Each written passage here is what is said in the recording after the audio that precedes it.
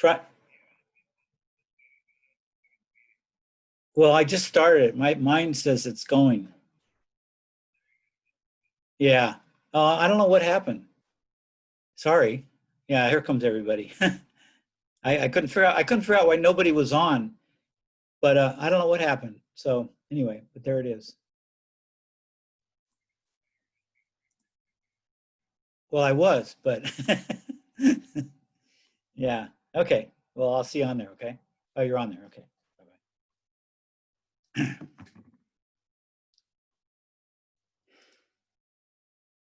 Hey, Patrick. Hey, sorry, you guys. Something was wrong with I thought I was on. It had a screen and everything, but you guys weren't showing up. So anyway, we are having a class. Yeah, it was 6:02 and nobody had showed up. I thought, what the hell? See, and there you are giving me a hard time, Patrick. Yeah, well, I'll expect a personal apology email in the morning. okay. Well, you know, some people call me, Well, like Aurelio, they call me before and say, it's their class. So I was thinking along those lines, you know? Yeah. Hey, Patrick, how many classes have I missed or showed up late for? I know. Well, that's why it was odd. I agree. get out of here, John. That bullshit. So, yeah, so we got some business to talk about before we go into the prep. Ooh.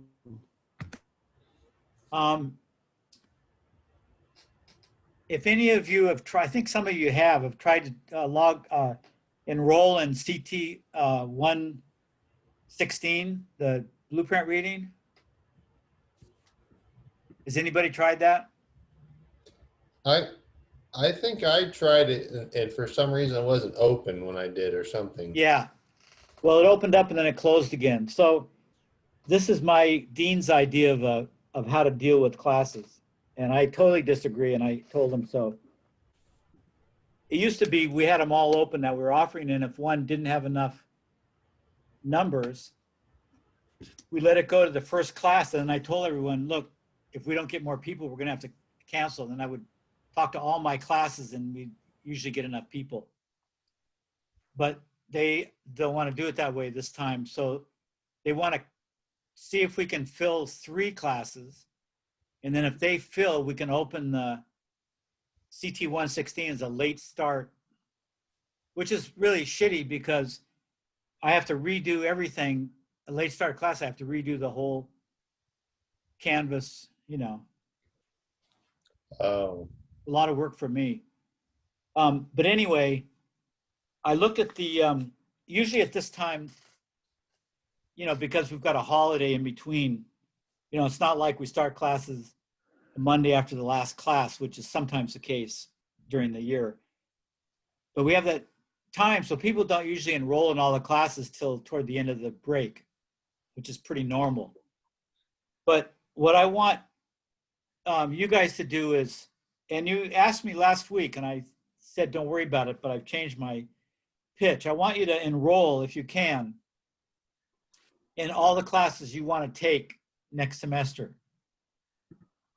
As soon, you know, as soon as you can, so we can get some numbers going.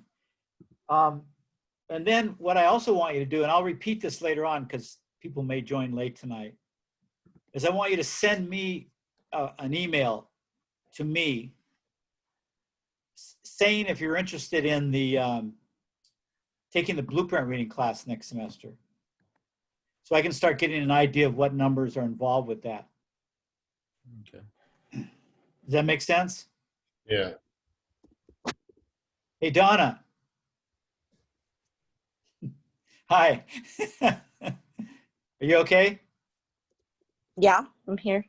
Okay. Did you hear what I was saying? That you want to email about the blueprint reading class? Yeah, are you interested in that class? Yeah, I think I have to take it still. Oh, okay. So yeah, I was telling everybody, and I'll repeat this in an hour or half an hour to the people that are late. They don't want to let us just run it like the other 3 classes and see if it fills. I know a past student, remember Rydar, the student? He needs it to graduate, so he wants to take it. The other possibility is if we don't get enough, or they don't let me run it, maybe I could run it in the first summer session. So do all of you take all of you taking summer school classes? I might. I have to look at what I need, Yeah, but maybe. might. I like Pat, to why, not to, but I think I'll have to. Yeah. Pat, why don't you do blueprint reading and then wait and see for roof framing if we can do it in person in the summertime? Oh, He's got a point. who's talking? Alec. Oh, Alec, that was you. Okay. Well, you know, that's an idea. I don't really care. I've done the syllabus for both of them on paper. You know, the ones I send you. I haven't done the Canvas shell yet, which is where the work comes in. So I haven't really wasted any time on either. But you know, that's not a bad idea, except that I don't think summer is going to be open either. Although, Oh, you know, you know, Rodney's. Some of you have Rodney now, right? Yeah. yeah. John, Donna, some of you. How are those labs, the in-person labs, doing? They're cool.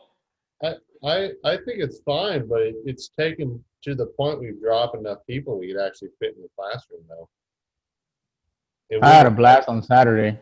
at the beginning of class, it wouldn't have fit. Hold on, Aurelia, what'd you do Saturday? Jim's class? Yeah. Oh, he's doing them too. Okay. Well, he was trying it and see if it worked out, and it did, but it was a lot better than being on the computer. Yeah. So,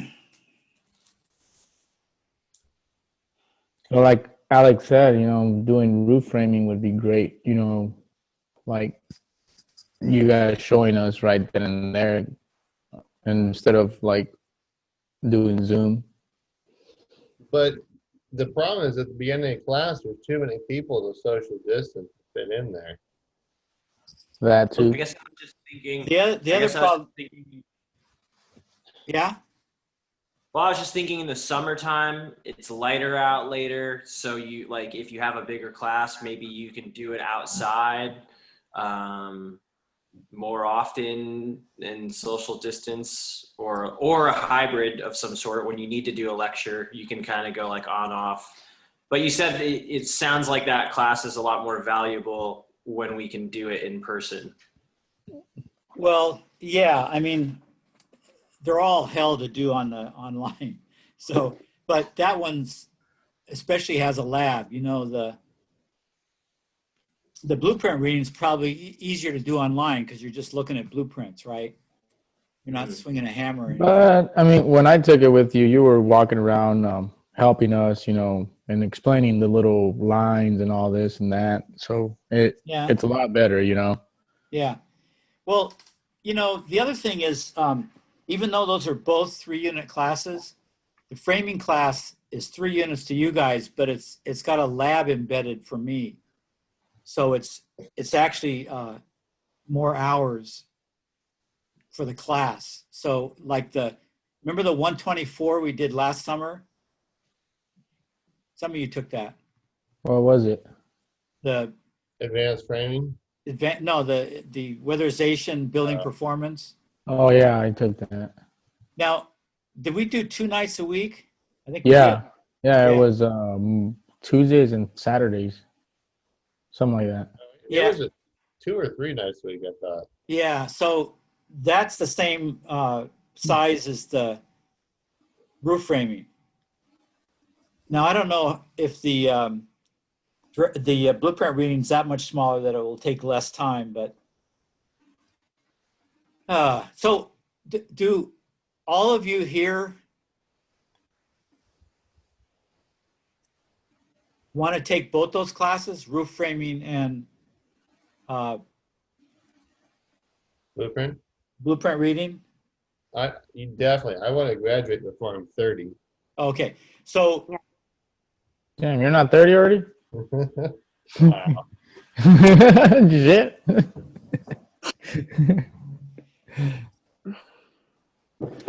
I already took the blueprint, so I'll probably just do the roof framing class.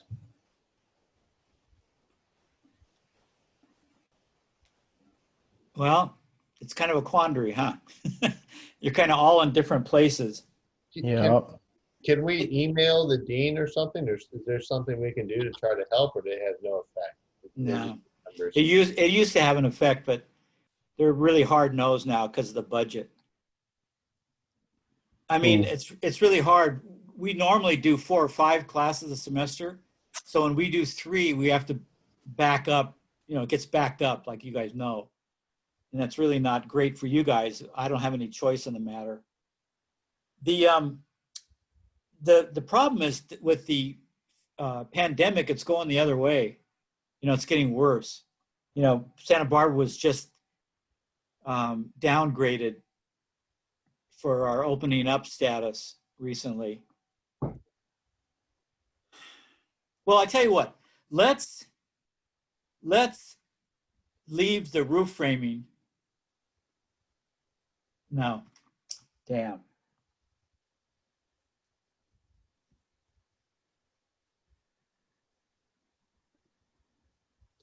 Would Mark- I just signed up for the 3 classes, but I needed an ad code for the 4th. For Yeah, Blueprint. Yeah, they're going to leave it off they said they were taking it all. I told them, you know, to take it all the way off because it just confuses people. John, how many classes do you need to graduate? I thought I seen you in all my classes. I'm not sure. I think this might technically finish it. I can't think of anything else. Yeah, because when I started the program, I think you were in every single one of my classes. So I think, I think I missed one in fall or something of last year. I missed one then or something because I already had 15 units with general ed. oh, Alec, what are you thinking? What would you prefer? I'd probably prefer to take blueprint reading, and then I was probably going to take Rodney's second carpentry class. Oh, and spring, those 2. Yeah. Are you going for the certificate? I'm not You don't sure. know. Maybe Yeah. I haven't. I was thinking about maybe doing it. Yeah. Okay. So. I think I'm really close to the associate's degree for it because I have all my other general ed for my other degree. Yeah. You didn't. Yeah, I think you are. You didn't take blueprint reading before, John? No, I think it was offered, but I already had 15 or 16 units, and I didn't have room to fit it. Yeah. Donna, what would you prefer if you had to choose one, roof framing or blueprint reading for spring? Probably blueprint reading because I'd want to frame in person, like tailgate style. Yeah. In the summertime. Well, it will be lighter at night. That's a good observation someone made. Like, yeah, we could do it like a tailgate meeting, like parking lot and pull ours. Yeah. Do the pulls together. I mean, the roof framing, you know, you guys, have you all been in the patio there between the 2 classrooms? Yeah. Alec, have you been in there? Yeah. So that's where we do the roof framing. We put a frame. I build a frame and then we build roofs on it. But, you know, we could put that out in the parking lot too. that's a good sized parking lot. Yeah, there's no reason why because that parking lot's never filled. We could, and that would give us more room to, you know, it takes up a good part of that patio. So you have to pass each other, you know, there's a little aisle. So it's actually, if we wanted to be super copacetic about it, we could have it out in the yard. All right. Well, I mean, like James took our temperature and stuff like that, and I mean, if we're all good, I mean, I don't see why. yeah. Well, it's not foolproof, but that's, you know. Well, even if we could do the fourth class, we could do it out in the parking lot. I got like 6 or 7 workmates. We could, Yeah. Do you have heaters? they work. Well, let's do it this way. If we switched it and offered blueprint reading, and then all the, do you guys, if you take blueprint reading and you're taking maybe others from Jim or Rodney, would you be interested in a fourth class like the framing? Yes. I mean, I would because I'm not. I mean, gonna could you take it? Do you have room to blueprint. take it? Those two? Yeah. Okay, so let me look into switching. I think I can, but I got to clear it with, my dean. Switching to blueprint reading. And then we'll do the same thing. If blueprint reading, if all 3 classes fill, then we'll ask everyone if they want to do roof framing, and we'll do roof framing. We'll do some hands-on because I think we're still allowed to do it. And it'll get lighter. And if it doesn't fill, then we'll do it in summer. Yeah? Okay. Does that sound like the best idea? Okay, let me see how many are here. We got 14. So is that still those of you I haven't heard from, Jose, Brandon, what do you think? Does that sound like the plan? Yeah, I would. Dennis, Dylan, McLean, Sounds good. Yeah. you all understand what we're saying? Switching those around? Yeah. Okay. That sounds good. All right. Colby? Yeah, it sounds good. Okay. Andrew? Yeah, that sounds good to me. Okay. All right. All right. So I think I can do it. So I'll let you know next week, but I'll do that switching. Yeah, that's good. You guys are good with that. Okay. One of the reasons I retired because I didn't like dealing with that kind of crap.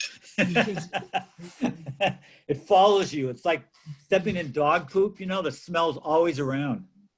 I didn't mean to put that analogy, or maybe I did mean to. Good. Been walking your dog too much. I guess. So, yeah, they're.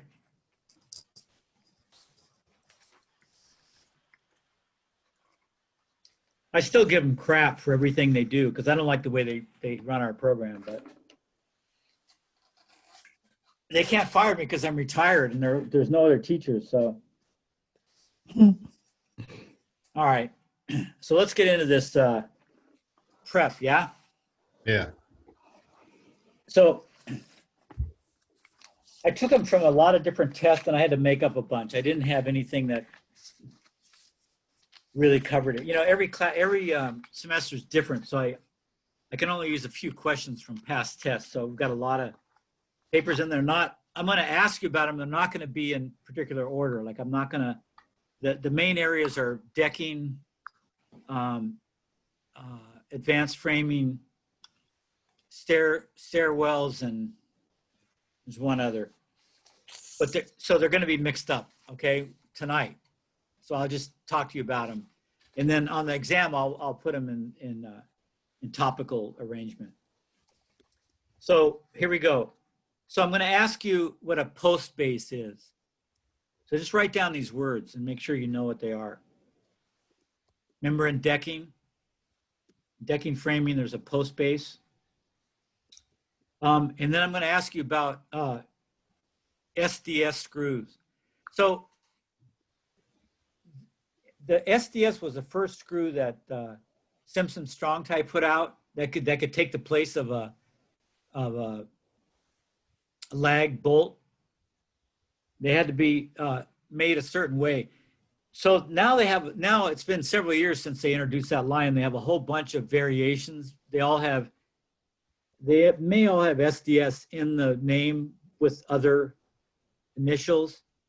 So I'm going to use SDS to cover for all of those, but know what's different about this. We talked about that in the.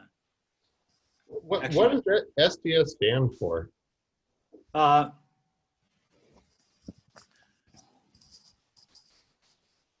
Strong drive. Strong, yeah, Oh, strong stronger. drive screw.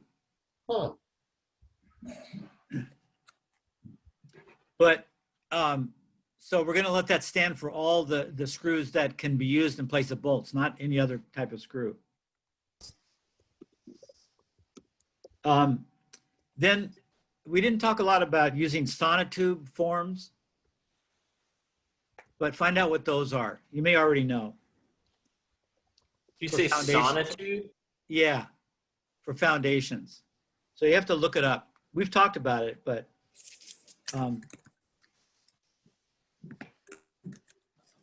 in the decking, might be in the decking, but it might be in the foundation chapter 2 if you can't find it in the decking.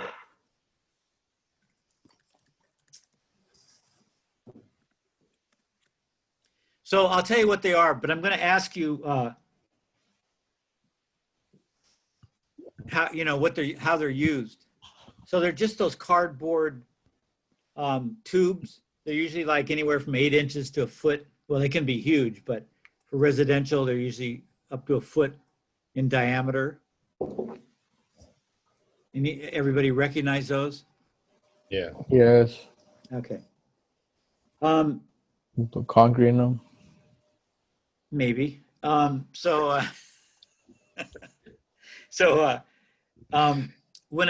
if you build a deck right on the ground, you don't need a foundation. I mean, you couldn't fit one under there. But usually people don't build a deck on the ground. Occasionally they do. So if it's more than, I don't know what the code says. I think it's 12 inches. If it's at least 12 inches off the ground, you may need a concrete foundation, a footing.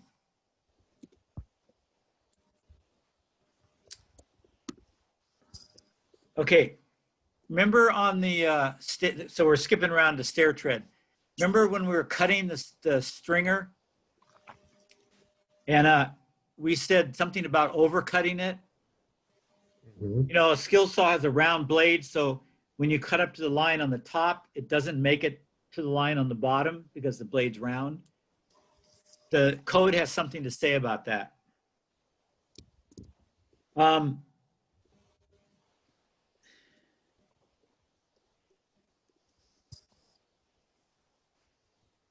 Yeah, and we talked about when you put the stringer in place, you want to put a little level, like a torpedo level on each run, right?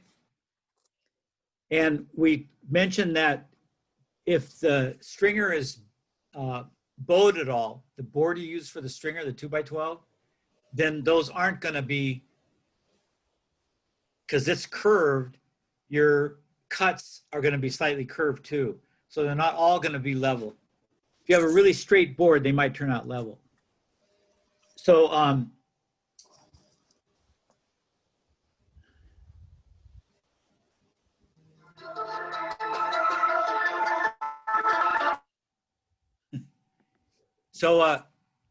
the answer is most of them have to be level. I don't know how else to ask it. So, but most, but not all. Okay. If you've got some in the center that are level, let's put it this way. You'll usually, no matter what the board is, you usually have 2 or 3 in the center of the stringer that'll be level. And if the board's curved, that's all you're going to get. But you have to at least have 2 or 3 level, and then the rest have to be close. Got it? Yeah. And then you've got each unit run has to be level. And then when you put the stringers up, you've got the treads that go across. And do they have to be level?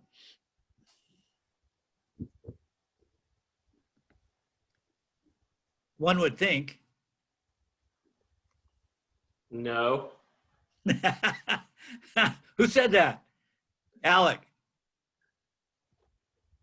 They do have to be level. Was that a trick to get me to answer it? I'm so easy.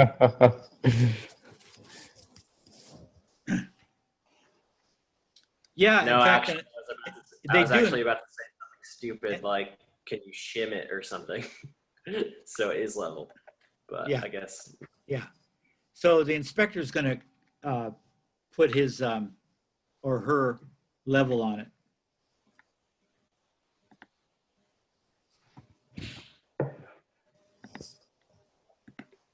So I'm going to ask you what a winder staircase is, so you have to describe it.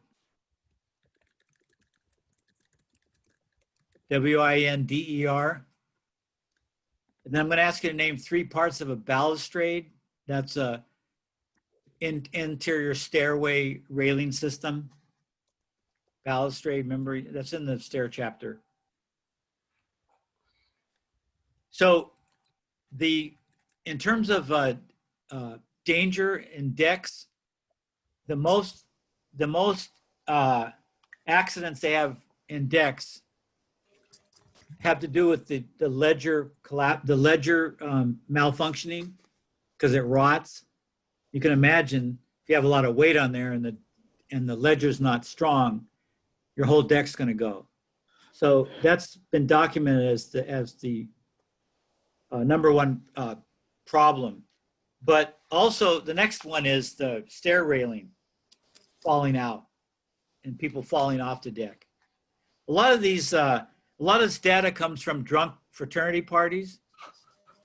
So you can't always blame the deck, but that's where the decks malfunction. When you get 200 guys, big guys on a deck that was made for 20, and the ledger's compromised at all, sayonara. Okay. So the deck post, you can no longer just lag screw them in. You have to have some extra hardware. So it'll take the crush of fraternity guys.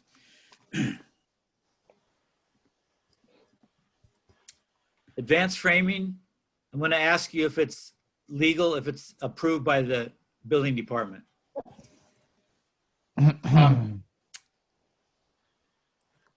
Contemporary stairways, you saw those in the picture. Most of them don't have risers. They just have treads. They do without them. Contemporary, traditional, they usually do have risers. And then I'm going to ask you to name 3 parts in a deck frame. So your book will show those in the deck chapter. How many parts? 3.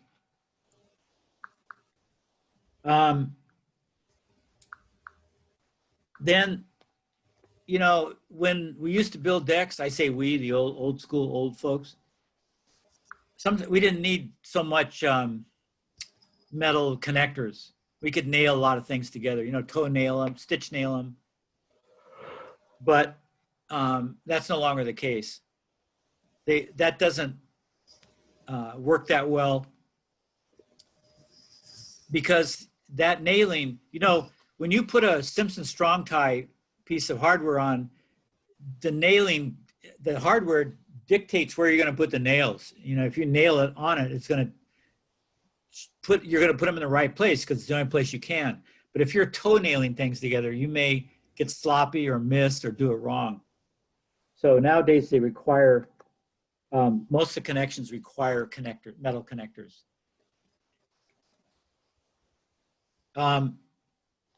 In the railings on decks, both the stairway and the railings on the flat part have a maximum spacing, sorry.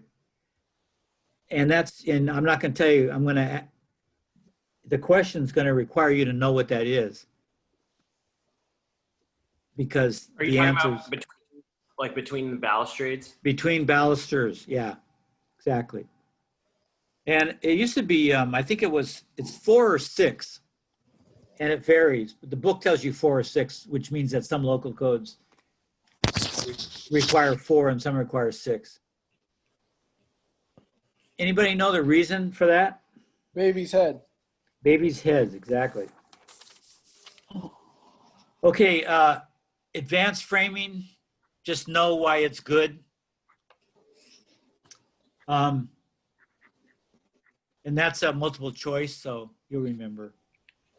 Then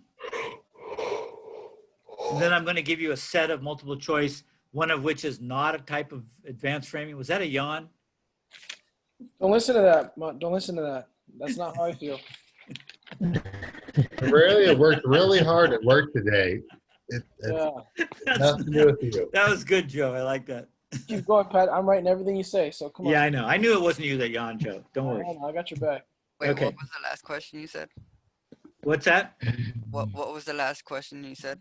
Okay, the last question is I'm going to have a list of 4 choices on a multiple choice, and one of them will not be an advanced framing choice. And it's pretty obvious, but you'll know where to go. There was advanced framing in the book.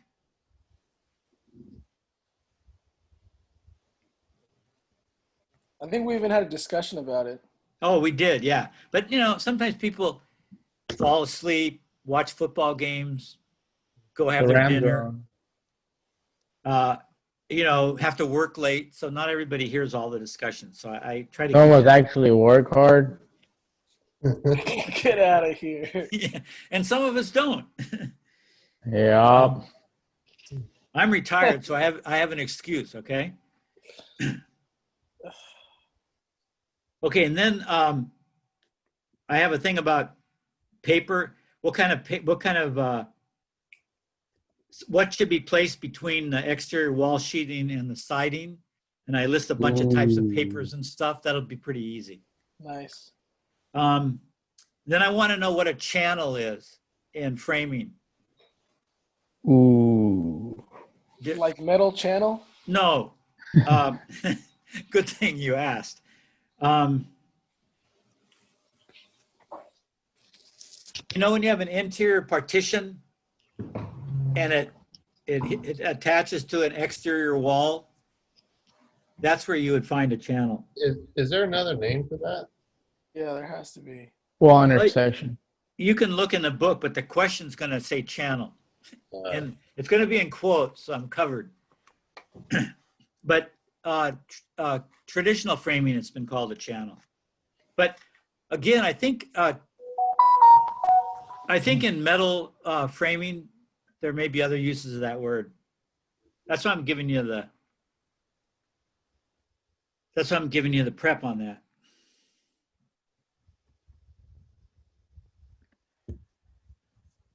Everybody know where the channel is in the framing? Where a partition hits an exterior wall, okay. I'm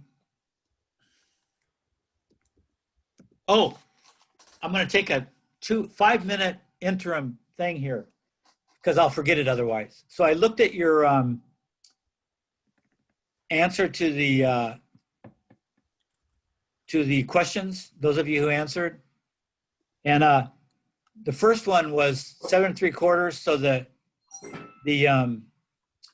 was a run. A rise. So what would a run be? So most of you put 10 to 10 1/4. If you subtracted, you would have got 9 1/4 to 10 1/4. But remember, we said 10's a minimum. So you have to go up from that 9 1/4. One of you just put 9 1/4. Also, the platform. All your answers were okay, but I was looking for. You have to fit the platform into the step, one of the even steps from finished floor to finished floor. So you have to frame it right where that step's going to be.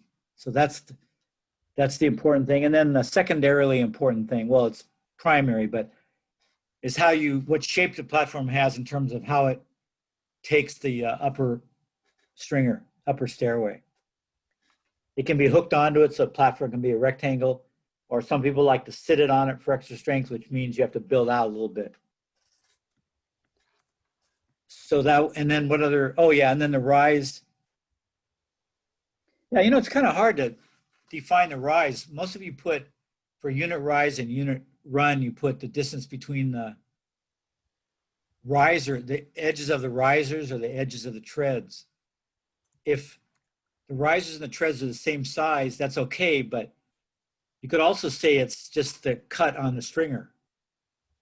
When the stringer's in place, the horizontal cut is the unit run, and when it's in place, the vertical cut is the unit rise. I think that was it for those questions. So the cut on the stringer? Yeah, So- unit rise is actually the cut. Well, it's the distance that you cut. But it is also, if you put risers on all the on the stringer and you put runs on the treads on the stringer, it'll be between treads or between risers also. It's the same distance. But I'm trying to get you to think about it as the saw cut, Right.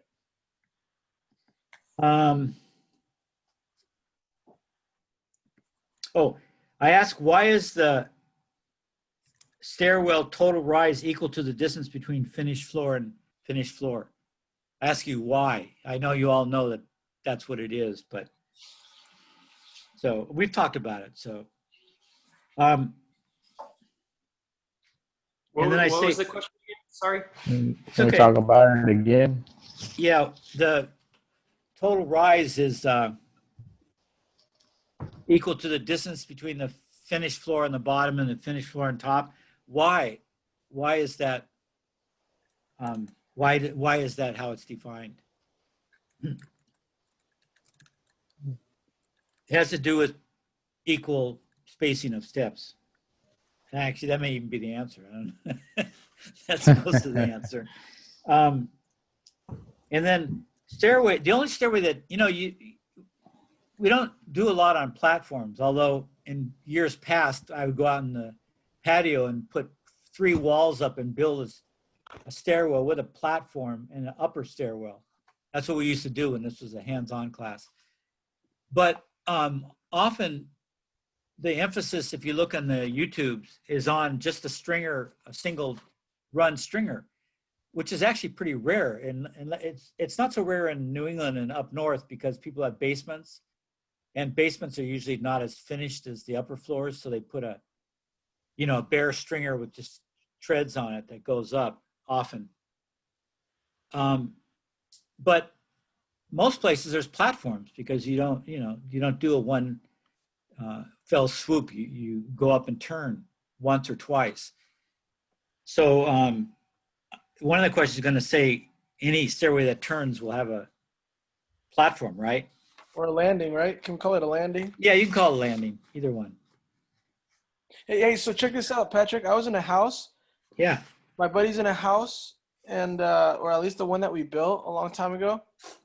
And Still standing? yeah, it's still standing. And it doesn't have a landing. It just literally, there were steps that went all the way around. It turned. And it's like, But they were curved. they were curved and there were steps all the way through. And I'm like, that's so weird. It should have a landing.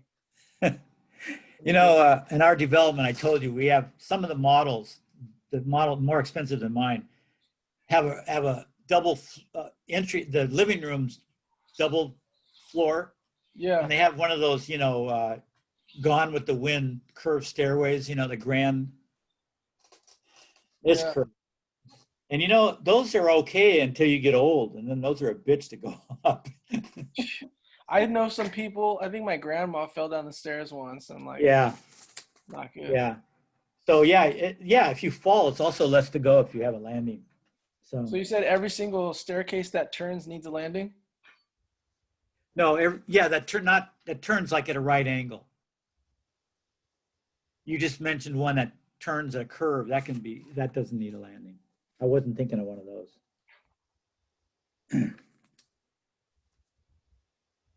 Those are fun to build.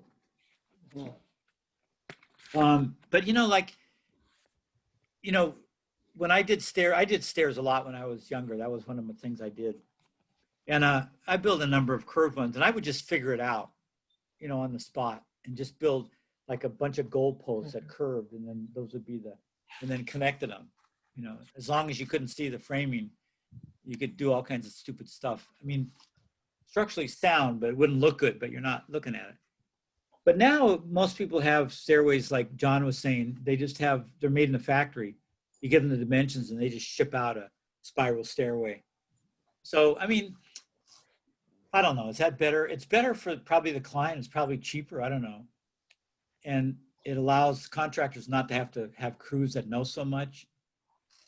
But, you're kind of getting rid of part of the art of construction when you sub out everything and it's all made in the factory. But That's probably the way we're going. You know, old people always complain about changes. Oh, with so much, you know, when I look at Larry Hahn's videos, I go, my God, that guy, he had a lot of energy. I have to say that about him. But everything Love he that. nailed by hand. I mean, even he uses nail guns on a lot of his shows, but he's still nailing by hand, you know. And in the old days, people did because it was fun, you know, to swing a hammer and put the nails in. But it does kind of wreck your arm for the rest of your life. You know, after you retire, your arms are shot. You can't, you know, you can't abuse a joint like an elbow or a rotator cuff like that and not have it do it. But it's still fun. I do a lot. I still do a lot of hand nailing. I mean, my first impulse is to hand nail. But I look at the videos and boy, I don't think they know how to use hammers anymore because they're freaking nail gunning just everything. Makes it faster, I guess, and less hard on the body. So, okay. When attaching a ledger and a deck, you have to take the siding off, right? Whether it's stucco or horizontal boards. Yeah. Or a flash ledger, not a space ledger. Yeah. Yeah. They don't even recommend space ledgers unless you flash it also. I mean, unless it's freestanding. If it's freestanding, you obviously don't have to do anything. You just put it up close to the wall. But if it's attached at all, they recommend cutting into the, if you look at the videos, they all do that. Oh, you know, I had a question on here and I forgot to tell you guys, and I don't know if they do it, but, oh, you know, what's that roofing company that does all the bituthane or what's the other, butyl? You know, they do ice stuff and it's a company. Anybody remember it? It's not ABC Roofing, is it? What roofing? ABC? No, ABC carries it, but it's a manufacturer. Anyway, they put out a few years ago, or a few tens of years ago, a little strip of butyl that one was 1.5 and one was 3.5, or actually it was 4 and 2 inches wide, a roll. And you could put it on your deck on top of the joist. You just roll it the whole length of the joist and stick it. And then when you put your decking on that, then when the water goes through the cracks, it can't get to the joist. Has anybody used that? All the decks I've done, I worked as a carpenter now too. We use that, and I convinced James to use it too. Telling you he's going to use it on his deck too. So yeah, and you know I've used it, but I forgot to mention it because when I got all the videos for the deck framing, nobody used it on any of those videos. I thought, well, maybe they're not using it anymore. So I just sort of didn't say anything. But then I got to thinking, no, until I hear something that says it's bad and it lets water in some way that's not obvious, it always seemed like a great idea to me. It's in the shadow, so you can't even see it because it's dark in there anyway. So I always thought, well, what a great way to save your joist, you know? Anyway. So they just put bituthane over Yeah, so it? you can buy rolls. Like ABC has them, or even, I don't know, if Dennis is listening, maybe Hayward has them, I don't know. Hayward has some stuff, but the stuff that we used to use and that James and use is a little more heavy duty. Yeah. It's fully self-sealing around. Yeah. No, it's great stuff. And you know, if you screw into it, like I guess your decking would screw into it, right? Because you'd screw into the joist. It's self-sealed, so it's really. I always thought it was great, but anyway, but I remembered it because I had it on an old test, so it's not going to be on the test, but I just wanted to mention that. That's actually, I always thought that was a pretty good technique. It's funny how none of the decking we looked at had that. I don't know, go figure, huh? So Yeah, that difference between unit run and tread and riser and unit rise that I asked on the assignment, that's going to be on the final.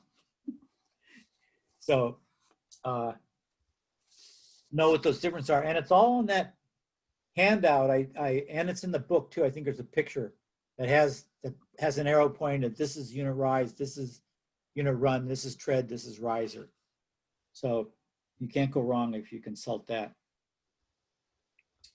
If the floor coverings on either the tread or the lower floor or the upper floor are different thicknesses, where do we adjust the unit rise? Okay, so we went over that. There's only one. Is it in the middle of the thing, the stringer? I'm just taking a wild shot in the dark here. Yeah, but you're not supposed to be answering it. I'm taking it. I'm not. I don't even know shit. I'm just saying. Was I right? No, it's at the first riser. Oh. First rise, unit rise. So I'm going to give that to you because I really want you to remember that. So can you repeat the question? Hey, I want to get this right. Yo, you've got a lot of nerve. You know that? Chutzpah is what the he's saving all of us, so good shit. So if there's a difference in thickness of tread or either flooring, that means you've got to adjust because right. In the center, right? No. I get it now. Just the question alone was I didn't hear it right. Yeah. At the bottom, the first. Yeah. That's what's beautiful about it. You only have to deal with that first rise, and then everything else fits. Okay. Did you do more multiple choice? You don't have to manually grade it, or is it going to be similar to the last one? It'll be like the last one, because some of I take them off a test, and they are what they are. Yeah. You like the multiple choice, huh? Oh yeah. Especially now that we're like in. I just feel bad for you grading them. That's all. Yeah. Right. So, I mean, there's how many of you? There's 15 of you, 18 of you. It's so easy to do it, especially with the Canvas. Are we doing 100 questions? The Canvas corrects the multiple choice and the true and false automatically. So then it just leaves me the write-in. And, it's not a big deal to go over each test and look at, 10, 15 write-ins and correct them. Are we having 50 or 100 questions? 50. 50. Right? Oh, just 50. Thank you. Thank God. Oh, yeah. I mean, I used to do 40, but there was enough information. I thought it came out to 50. 40 sounds even better. Yeah, I know, but it's such an easy class already, I've got to. Okay. Then I'm going to ask you a couple of the code requirements for stairs. All right. One is the width of the stairway. 4 feet. And we're assuming it's residents under 10 people, because the code actually goes up if there's more people. So it's not all residences, but it's most residences. The maximum rise in Santa Barbara. I think Santa Barbara shortened its rise before the state did, but now it's a statewide requirement. Is it on that sheet of paper? Yeah, it's on the sheet. Okay.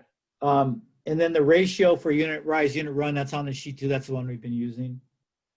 The formula, once you have the rise, how to find the run. And then then I have actually one problem. I might have a couple, but this one is, I'll give it to you so you can be working on it between now and then. Find the closest unit rise to 7 1/4 if the total rise is 107.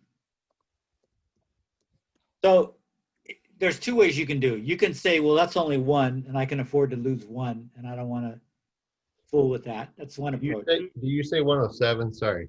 Yes, I said 107. So, there's always depending on the number of steps, there's usually two possible unit rises that are decent, right? Yeah. So I put 7 1/4 so that you'd have to choose one of them because it's closer to that. Yeah. Yeah. So if you use that formula, which we went over 50 times already, and it's on that sheet, one of your handouts, you should have no problem. But again, you can skip it if, well, do the rest of the test and then see if you can afford to skip one. So you're saying the find the unit rise of the total rise is 107, and then we know that the standard code is 7 1/4. No, there's no code except it has to be less. It can't be more than a certain amount or less than a certain amount. I'm not going to tell you what that is. Well, it's 4 to 7 3/4. Can you just repeat the question one more time?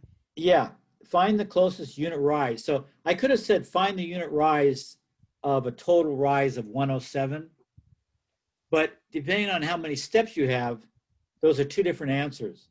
So I put find the one close to 7 1/4 because that'll allow you to choose one of those answers.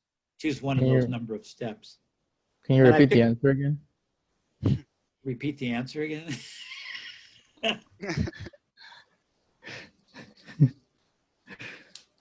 So one of them's going to be 15. I'll go a little further, but I won't give you the answer. One of them's going to be 15 steps and one of them's going to be 14 steps. And that's just a matter of dividing into 107. And one of those answers is going to be closer to 7 1/4. And that's the one you pick. All right. Now,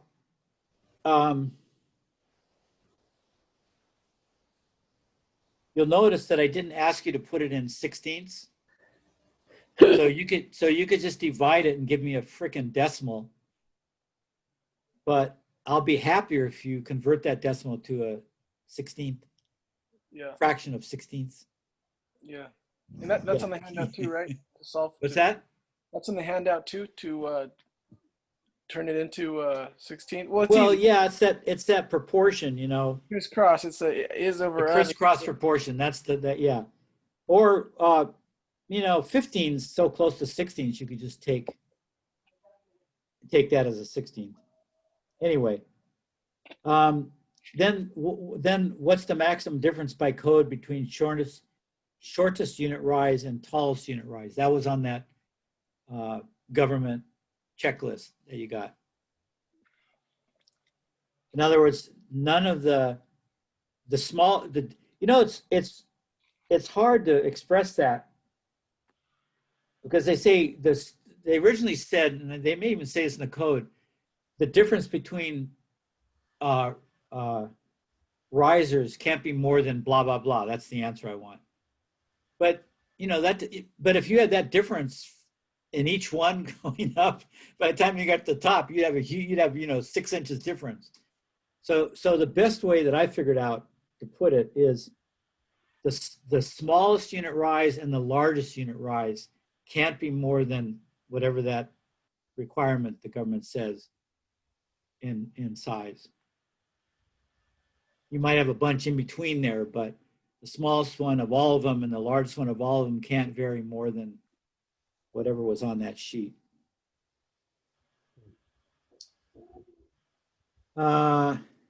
If the unit rise of a stair is 7 inches, what is the span of unit run?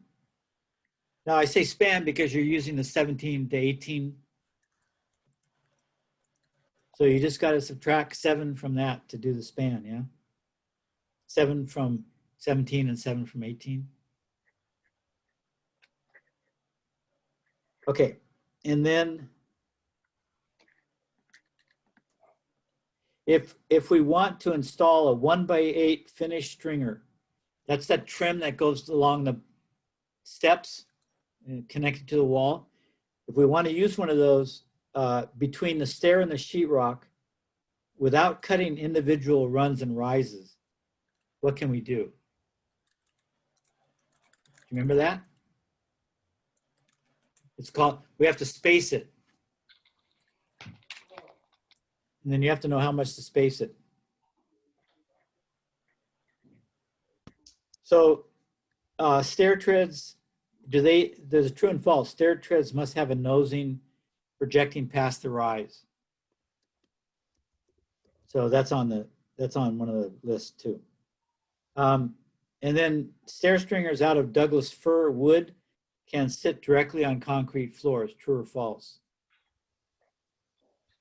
And then what is the legal minimum unit run on a stair?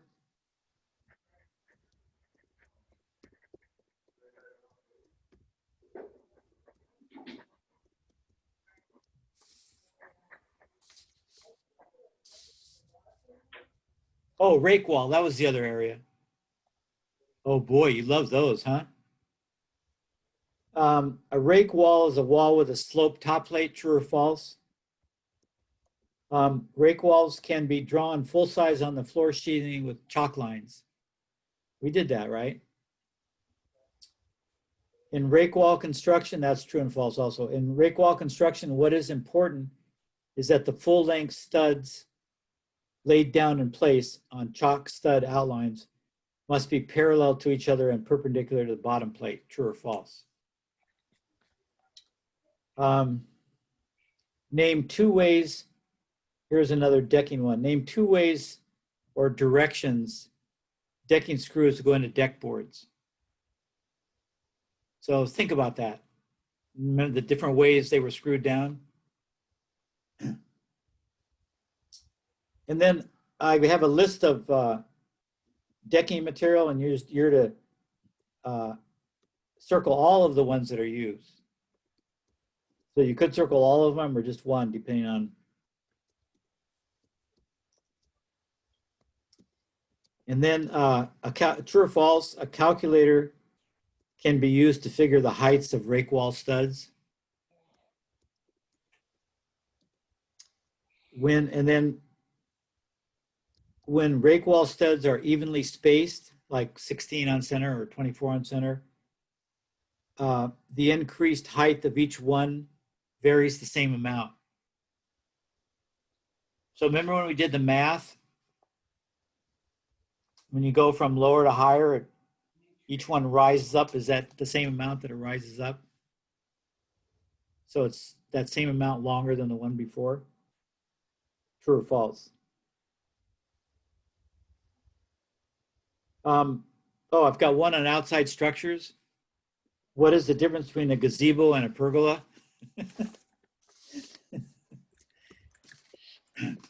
You should know that. If you live in Southern California, you should know that.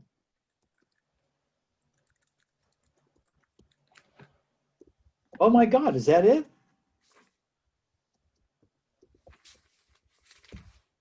It should be, huh? Okay, that's it. You're all good to go. Everyone's going to get an A on this test. Sure hope so. Okay, so it's 7. So I'm going to just do a little bit. This won't be long. On remodel framing. You know, when I designed CT119 as a remodel framing class to follow 110 and 111, but Jim never taught it that way. So, and I was never going to teach it because I have all these other classes.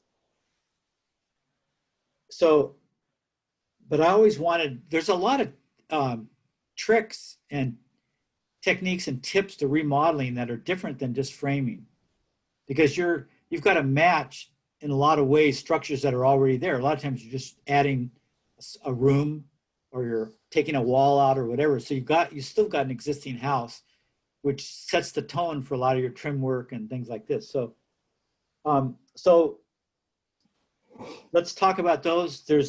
Get your textbooks out too. Because there's actually a chapter on this. Not very good. It's got something.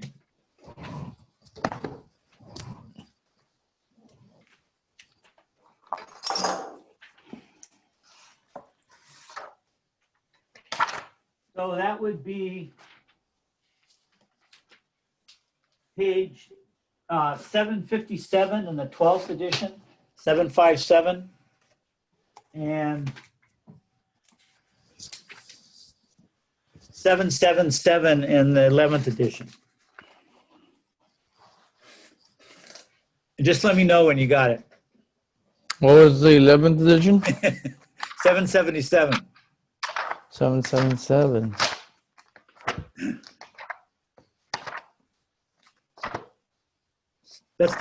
That's the sign of the carpenter. What's the picture for the 12th edition? Get it? 666 is the sign of the devil. 777 is the sign of the carpenter. Yeah. That's good. Okay, so I'll tell you what page to look at when I get to it, but that's the chapter, that's the beginning of that chapter. So I went through and I just picked out things that I thought they did right or well or that were important. Obviously, this could take a whole class, so we're just going to do a little bit tonight. One of the things they talked about was the sequence of repairing, and this is obvious, but in case you've never done any and you haven't thought about it, this might help you think about it. First thing you're going to do is weatherize a house.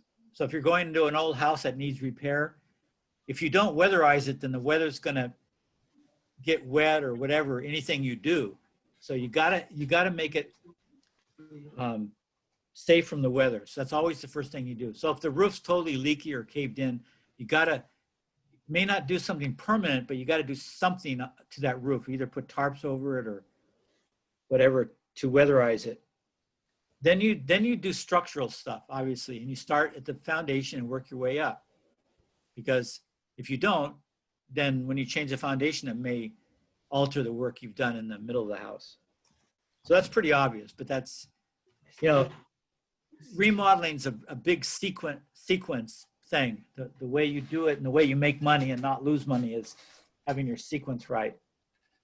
Okay. The next thing is, they talk a lot about balloon framing. I don't know why people do that, but everybody know the difference between balloon framing and platform framing? So when they first, yeah? Yes. So when they first started framing back east or Chicago or whatever, they would use full-length studs, two stories instead of just platforms. And then they would hang the various floors on those studs. It's kind of interesting why they figured that out before they figured out platform framing, but they did. And so we don't do that anymore. But when we go to remodel houses, and even in Santa Barbara, we'll come across a lot of platform framed houses because a lot of the housing stock was done in that time, early 1900s. And the biggest problem with them, insulation is not a problem because no house has insulation, no matter how it's built, if it's old. So that's typical of any kind of, but there's a picture on page, I meant to get another, on page 782 in the 11th edition.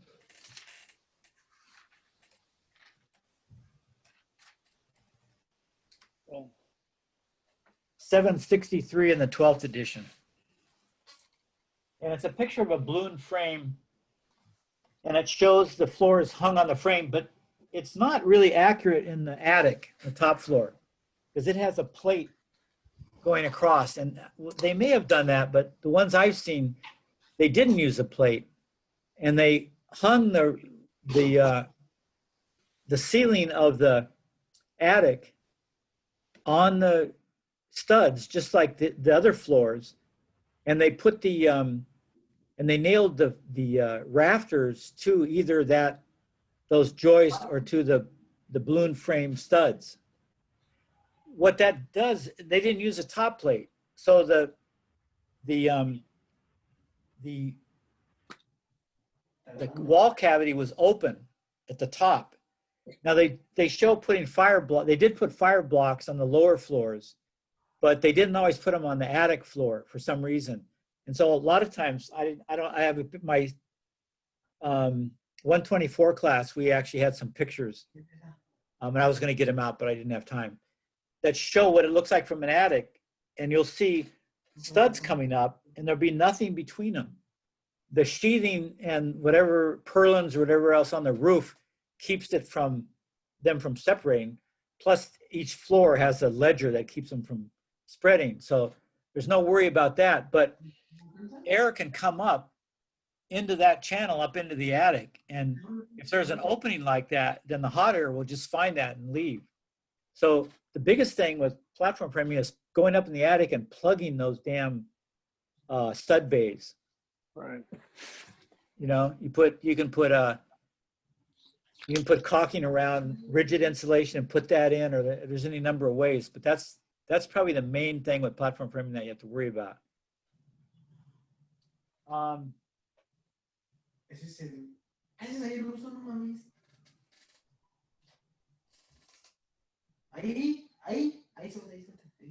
So another issue is, and this is the one I wanted to teach most in the class, was the extension of surfaces. So a lot of times you'll be adding a room, or you'll be enlarging a room, and so you obviously want the floors to be the same level, and you want the ceiling to be the same level. So, and you want if there's a continuation of walls, you want the walls to be, so we have a term for that. It's called coplanar, CO-planar, P-L-A-N-A-R, which means on the same plane. So that's a good word to learn. It's the one word and it totally tells you what it means. So if you're talking to someone, you say, well, are we going to stagger that, or is it going to be coplanar? Coplanar means it's just going to be a continuation, seamless. You won't see it. So obviously, if you have an old house and it's got 1/2-inch drywall and you're framing an extension of that wall, say for a larger room or a new room, and drywall today's 5/8, you have to adjust that frame so that the room side of the 5/8 and the room side of the existing 1/2-inch line up together. So so you have to think about that all the time, that old materials are thicker or thinner. And so if they go on framing, you have to alter the framing, stagger the framing a little bit to make that all work, or shim up things. So those are really important remodel concept. And my rule of thumb was always, some things go without saying. You want them coplanar. Usually walls you want the same. If you can't make them the same, and they're going to be a 1/2-inch difference, nothing looks worse than a little 1/2-inch crook in a wall. Like, why? What is it starts cracking and yeah. So what you do is you exaggerate the difference. So if you have room, you make a foot difference in the wall. And so that goes for any kind of surface. If you have a countertop, now people just rip out the countertops and put new ones in. But if you've got this really exquisite countertop and you want to leave that, but you want to extend it, you're not going to be able to match that. I mean, it might even be a different material. So you should put a visible break, put a little shelf in there or some kind of thing that aesthetically looks good, but really separates those two. Right. So, exaggerate the difference or do it coplanar. Those are the best solutions. They look the best.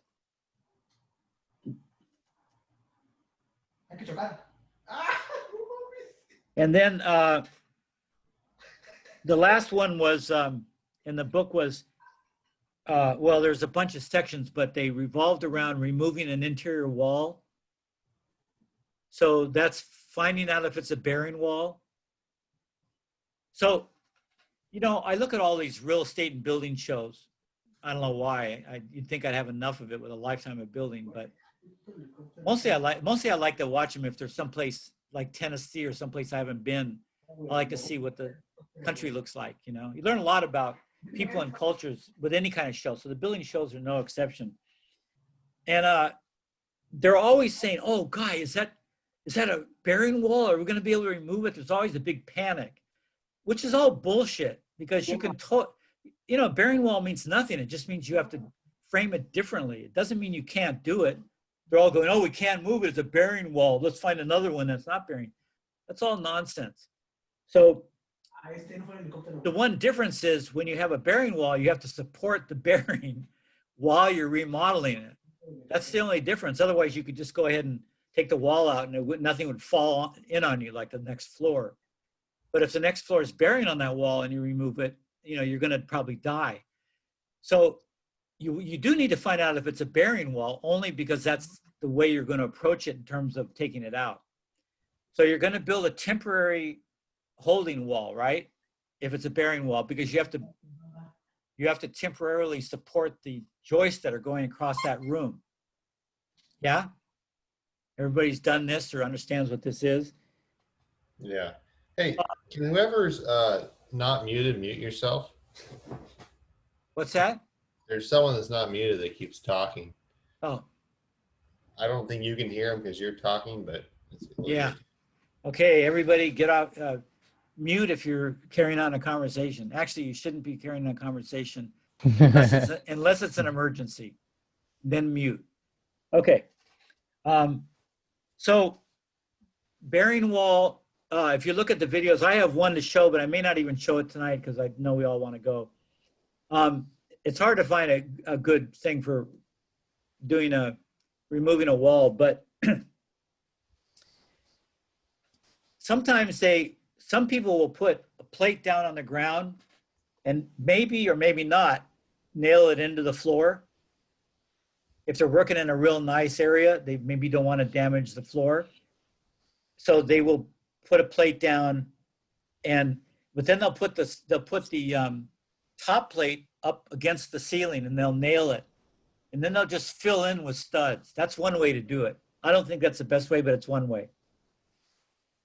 So you can suspend the top plate, just to have a few nails up into the joist, through the sheetrock and the joist, and then just fill in with studs. Mark out 16 on center and measure the length of each stud, cut it, and toe nail it in top and bottom. That'll work. So, but usually you build a wall on the deck, on the floor, and then lift it into place. If you do that, there's some things you have to remember. If you have a 2x4 wall, it has a thickness, right? So the maximum distance when you raise that wall is going to be from one side of the bottom diagonally across it to the other side. So you're going 3.5 inches across, 8 feet up. So if you draw that diagonal, that's going to be bigger than the height of that wall.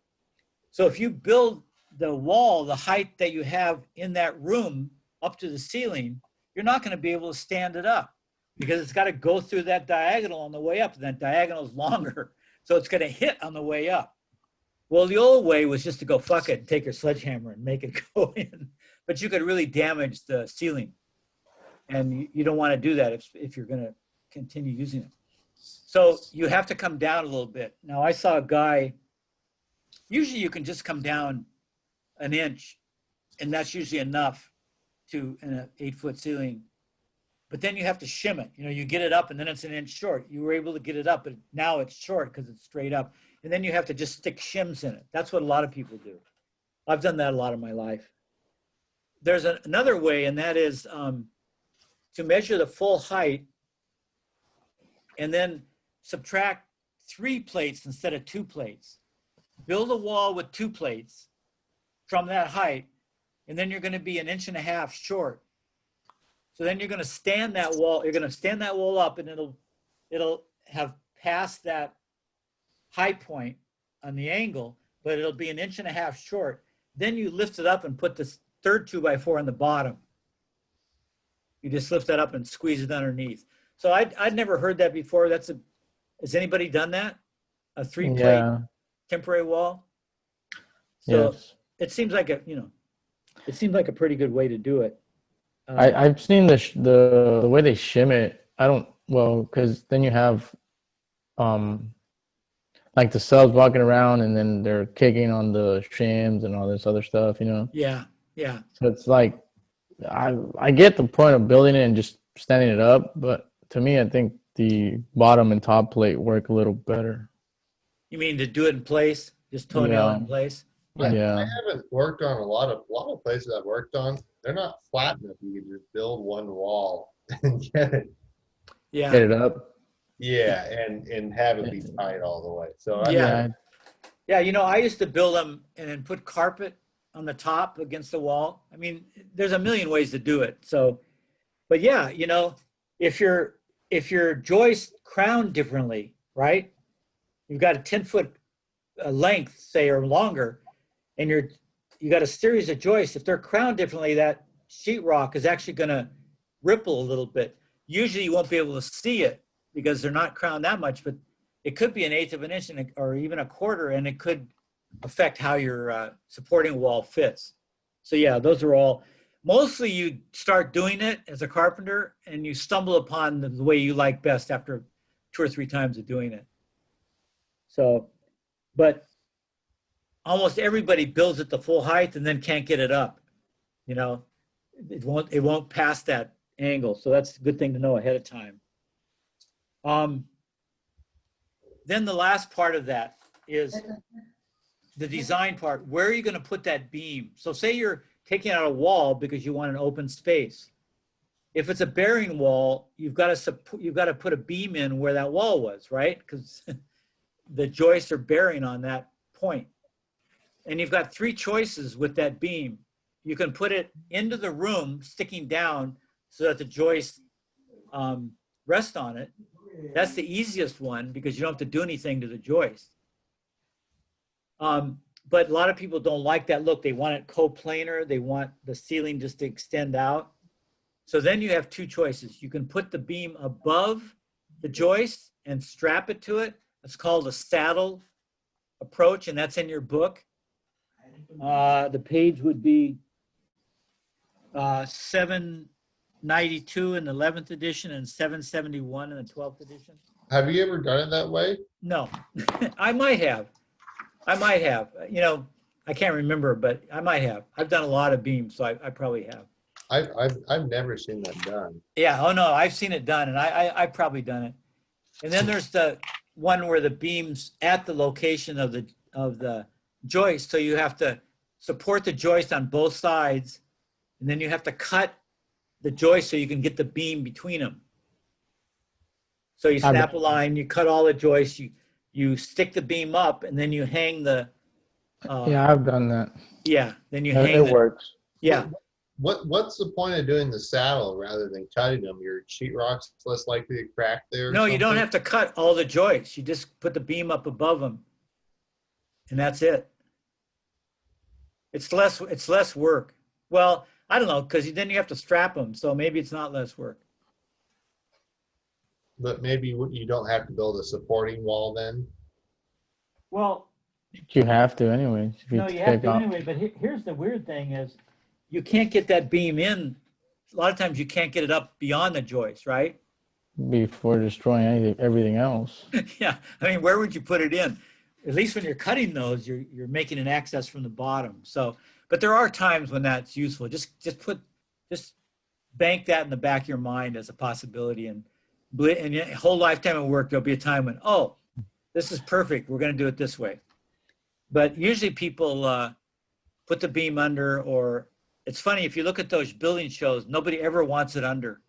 But if you have, you know, wood showing like a cathedral, you know, not a cathedral ceiling, but beam showing or rafters showing, sometimes that looks okay because it repeats the wood design against your drywall. But often nowadays people, it's not modern enough to have that. That's kind of an old look.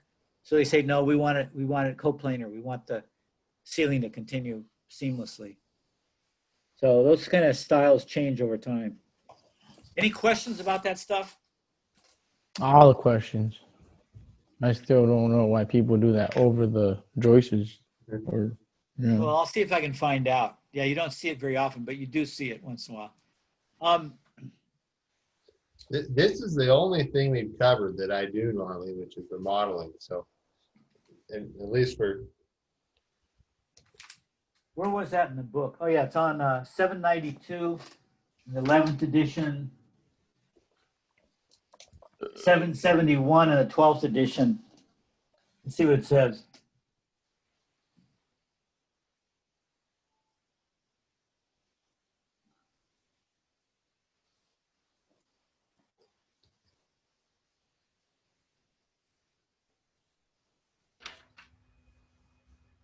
So you can use blocks, you can use hangers, or twist straps. Yeah, it doesn't say why you would use it. I read the text above it, so I'll think about it.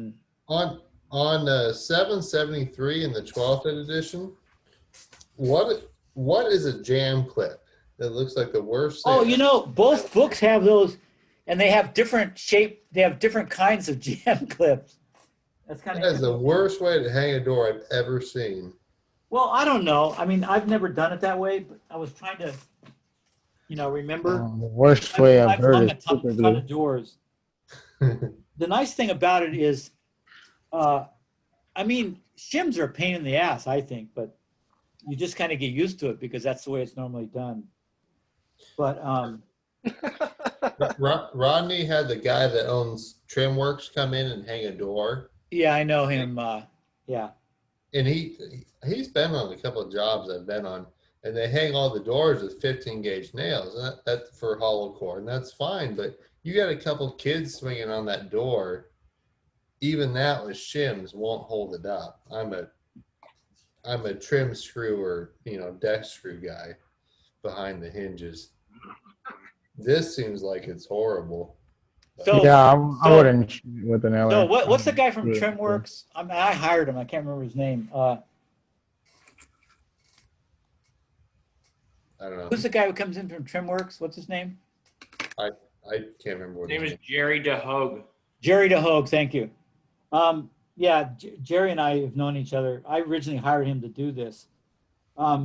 He uses nails, like 15 gauge. Yeah, Yeah, bends yeah. them. Yeah, that's a real old style. I'm surprised he does that. That's interesting. But this actually, I think this actually looks good. The other book has a different kind of clip. It's interesting. Totally different. But there you've got positive nailing in both directions, and that's always nice. Shims. I mean, what are holding shims up, right? Well, you're supposed to nail through them or screw through them, right? Between each set of hinges, I screw through the doubled shims, but behind the hinge with a deck screw halfway between the top and the second down screw. So you nail or screw through the hinge to hold it from falling, right? Behind the hinge, and the hinge cutout. Oh, yeah. Oh, okay. I don't like using the extra long screws of the hinge because sometimes I don't have the hinges when I'm hanging the frame. Yeah. Okay. Got you. Oh, okay. So that's screws. Yeah. Yeah. Yeah. But if you're nailing a jam, people usually try to get them behind the nails. But even then, you could split both ways. You can split the shims, and then the bottom can still fall. Yeah. I mean, that's true. It's been done that way forever, and if it didn't work, you'd think people would have changed it by now. So I think all those methods work pretty good. Yeah, the way Jerry does it with the nails, that's the oldest school way to do it. And Jerry's not that old. He must have picked it up from some old fart. Do people? Can you use anything else other than shims? Like I remember at one point I was on a construction job site and they were hanging these like great big doors. Like we're talking about like these they look like doors for a giant, and they use like these shims, right? And like the shims were made out of like manufactured wood almost. It almost you know what decking material is made out of? Yeah. Manufactured wood, right? Or composite. Sorry, it's composite. Yeah, wood. were they black, like the black rubbery ones? Yeah, they were like black rubbery ones, and they were Yeah. using those shims instead. Is that okay? Yeah, no, sure, those are fine. They're more expensive than the wood, Yeah. which is kind of ironic, but true. Yeah, less wood, right? And it's more expensive. There's a company in Santa Barbara that makes those. Really? Yeah. The ones you buy from Hayward's, a lot of them are actually from Santa Barbara. I met the owner before. If they're recycling plastic to make those, which they probably are, I would imagine. Yeah. That would be a perfect use for those because, shims are made out of cedar.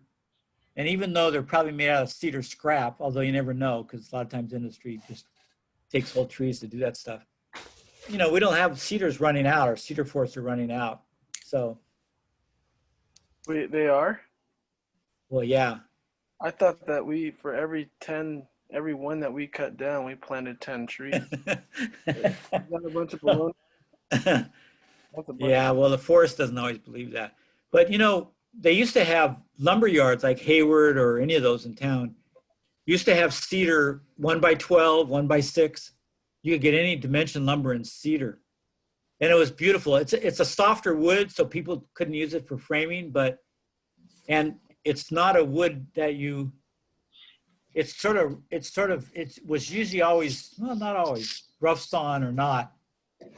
But it was, if you had any kind of rough barnwood type thing, it was really beautiful. It had really great grain and had colors on it, almost rainbow colors in the grain. But so I used to use a lot of that. I used to build beds for people out of that and different things back in the 70s.